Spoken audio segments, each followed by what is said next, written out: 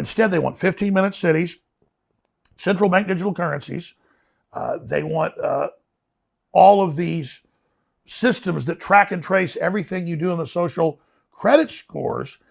And the plan for the rest of the public, we're talking 99%, is 250 square foot coffin apartments, 5G bathing you in them, literally eating bug protein. And I told people 10 years ago they're going to push bugs on the public because I read it in their white papers. Now it's already in grocery stores all over the U.S., all over Europe. They're putting the cricket meal into the food, very toxic. So I don't understand. So you're from Texas. You grew up in Texas. Your family's been there a long time. Texas is changing really fast. It's dirty, for one thing, I notice, because physically dirty, garbage on the side of the road. I never have seen that in Texas before. So your governor could have stopped that. He commands the Texas National Guard, and he didn't. And I feel like that makes him a traitor to the country, but what am I missing? Well, Governor Abbott is, on a scale of 1 to 10, the best kind of Republican governor is a 10, and the worst is, say, a 1. And like the Illinois so-called Republican, that's really a Democrat. I would put Greg Abbott as about a 5. The state is overwhelmed. There isn't really a state mechanism. It's federal to kick people back and deport them. So they have put up barbed wire. They have tried to stop people. They have tried, but then they have to hand them over to the feds who release them. Well, why not just say the feds are committing a crime? They're committing a crime. This is not allowed under laws passed by the Congress. In a democracy, the Congress passed laws.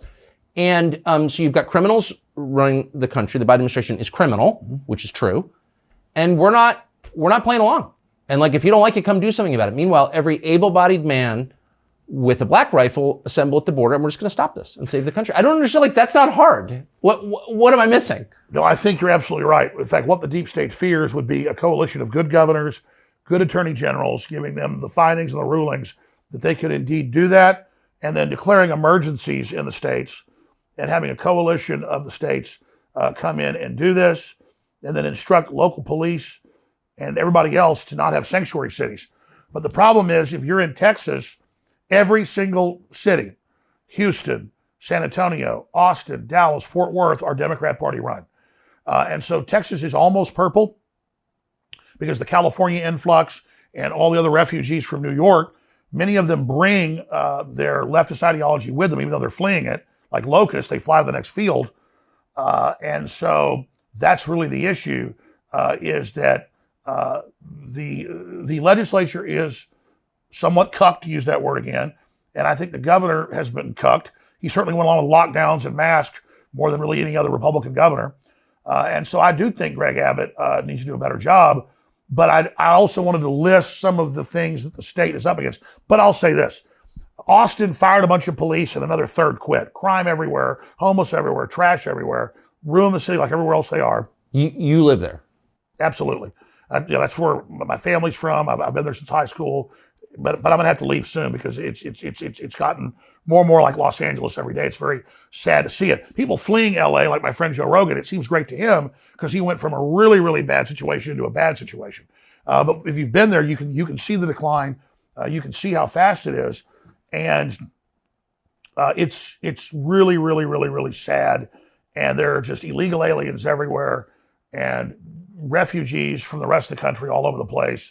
And you see really the economic decline of most of the mom and pop businesses and things. So the same rot we've seen all over the country. Austin was supposedly this big mecca and it was going to be so great. And now sadly it's falling apart. Tucker, you know the answer to all this. You do the best job of anybody with a true Americana populist breakdown. The ruling elites of the world, the Black Rocks, the State Streets, they're on record saying they don't want our consumer society. They don't want our capitalist society. It's bad, it's ugly, it's gross. But they're the biggest consumers compared to anybody else in the world. Their quote, carbon footprints are thousands of times bigger than the average person. Leonardo DiCaprio or Klaus Schwab literally have carbon footprints thousands of times bigger than the average poor working American, that they're telling you can't have a car or air conditioning. Remember, before Obama left office, he traveled to Latin America, to Africa, and the Middle East. And what did he tell them in speeches? The clips are famous. You can't have a car or air conditioning. The earth will overheat and burn up. while he's telling people that by the year 2017, like Al Gore said, we would have areas flooded on the coastal areas, while he bought a big house in Martha's Vineyard at 1 foot above sea level. And of course, it's still there and it hasn't flooded. I mean, his chef died there, you drowned sadly, but no flooding inside the house, just the dead chef.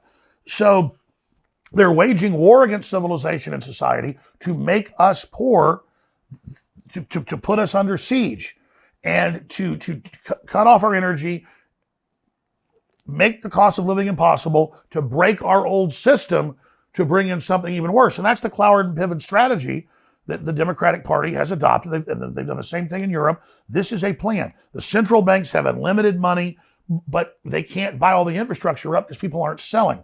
So they've got to crush us and make people so poor that everybody's forced to sell their business, their intellectual property, their physical property, but more importantly, to turn over our bodies to them. We're a UN treaty that Biden right now that's what I call Biden is Biden is trying to ratify, would literally put our bodies under the control of the United Nations and our medical care policy under it. So it's the pandemic treaty. Yeah. So what this is really a breaking of our will, a demoralization. That's what the transgenderism is, and 2 men can have a baby, and puberty blockers, and castrating little boys, and cutting little girls' breasts off. They've got such hellish stuff coming in this designed global collapse to bring in their world government that they've got to just have all these horrors out there, hoping we just throw up our hands and run off to the countryside, which everybody's doing, and in a way that's good. But at the same time, then they've got full control. That's totally right. And they're going to march out of the countryside next and dig us out. So that's, I mean, you look at the White House press secretary, who can barely speak English, who's one of the stupidest people I've ever seen, and a transparent liar. You wouldn't hire her to run your copy machine. She's the White House press secretary. Why would you do that? And it's not because of her race or who she sleeps with. I think the whole point is she's so obviously repulsive that it makes you feel bad about the country to see her. I mean, that's it. We're at a beautiful ball. It's prom night. Everybody's dressed great. There's wonderful food, big, delicious punch bowl. And then they say, what can we do? Well, just have Brian Stelter go take a dump right in that. Yeah. And then he's there laughing at you. They're all there laughing at you to make you feel small, to make you question reality. Why is everything so ugly? I mean, that's why they tell people, hey, you can be homeless anywhere. You can crap on the street, needles, throw your garbage everywhere. Drug dealers can sell you drugs. We're going to give the homeless all this government funding. Liberal groups come in and farm and milk each homeless person and skim a big cut of the money off the top. It's a crop. But then a cash crop. But then we see that and we think it's all over. There's nothing we can do to demoralize us and make us give up. And even though I'm conscious of this, even though I know this, it's still at a DNA level. I'm like, I got to go to the country. I got to get out of here. I've got to separate myself from this. But then when they release this toxic cultural poisonous gas, they push us out of those areas and they get the main infrastructure to then organize that, cut off the food and supplies to that group they have, and then tell them, the reason you're doing bad is not BlackRock and the WF and Bill Gates. It's all those evil people in the countryside. They're all white supremacists and terrorists and racists. Let's go get them. Because the last group they don't control is rural people that are self-sufficient. And so I get going to the countryside, protecting your children. That's the holy grail. The problem is you've got to have 1 foot in each. You got to go back and fight in the city for the infrastructure, for the government. You got to give people hope while also building a backup operation with farming and ranching and self-sufficiency. So that's why the WEF and the UN are coming in Ireland and in areas of Asia and in the Netherlands and saying, by 2030, 80% of your cows have got to be dead. And they just banned like 30% this year in the Netherlands. And it didn't matter people were 80% against it in polls. It didn't matter. They sent the military in against the peaceful farmers that were just protesting, just like the peaceful truckers in Canada got brutally attacked. And so they're all WEF globalist alumni that the big banks on record brag. They've penetrated the cabinets, to quote Klaus Schwab. They've put their operatives in to cut off our energy, demoralize us, release the hardened criminals, put the political activists in prison, continue to cut off the resources to make an angrier world. Klaus Schwab says, we're going to make the world collapse. We're going to have everybody turn against each other. We're going to blame the political classes that we own and control. And then when we're done, we'll bring in our new solution. But first, they have to demolish the cultures and societies that we had before with the fentanyl, with the open borders, with the demoralization, and then they bring in their next phase, which is a high-tech, cashless society, robot, drone-controlled nightmare. More than half of the U.S. in their official UN maps that they've had for more than 25 years, that are some of my first films, show half the U.S. off limits to humans. All cars will have to have GPS. Everybody by law will have to have a cell phone at all times. Australia just did this last year, tried to push it through. And that's the admitted global UN standardized plan, where you don't leave your house without a cell phone. Every car is robot kill switch, GPS controlled. California is moving to ban all the, quote, classic cars. That's any car that doesn't have a digital ignition. And they admit it's for control. So if people think things are bad now, the straitjacket, the ball and chain is going on. It's all being militarily run. Our military is great men and women, but at the top, our military has been globalist, trained, New World Order people for at least 30, 40 years. They've got almost every general, every person under their control, and that's why it came out in the UK and Europe and also here in Canada. You pull up the headlines, Defense Department purposely scared public into lockdowns, masking, and taking inoculations. UK headline, British Ministry of Defense secretly brainwashed and terrorized public.